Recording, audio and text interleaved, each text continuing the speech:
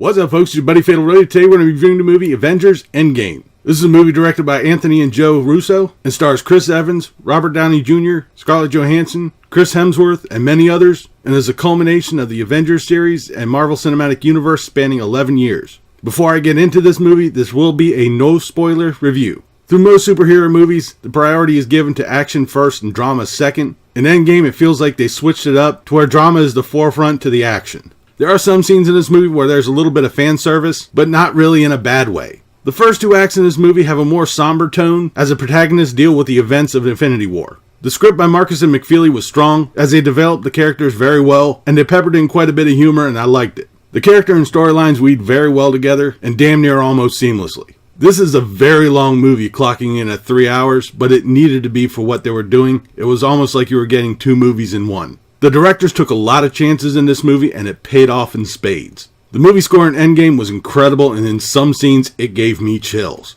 Thankfully, they didn't spoil the movie through the trailers. The CGI was improved over Infinity War and it looked exponentially better. If you're looking for the superhero aspect, wait until the third act and hang on. Endgame goes full comic book. One thing I will say about Endgame, it is an emotional roller coaster. If I were to pick a favorite in this movie, it would be the Hulk. I like how they kind of hybridized the behavior of Bruce Banner and the Hulk. I thought that was kind of cool. The theater I was in was awash with cheers and emotions and sometimes shushes when the kids started talking. Everybody was fixated on this movie. The pacing on the first two acts was a little slow and exposition heavy, but it needed to be, and I wouldn't fault the film for it. There were a lot of surprises, and again, I'm not going to spoil anything, but a few of them caught me off guard. I did have a few questions with some of the choices the writers made, but it didn't detract from my enjoyment. Endgame was by far the best movie in the MCU, and this is coming from a DC fan. I would definitely recommend going to see this, but be warned, don't drink before you go to this movie. There is no good spots for a bathroom break. But that'll do it for this episode of Roadie Reviews.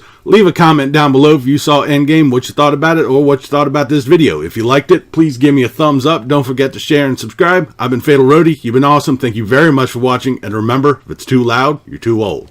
See ya.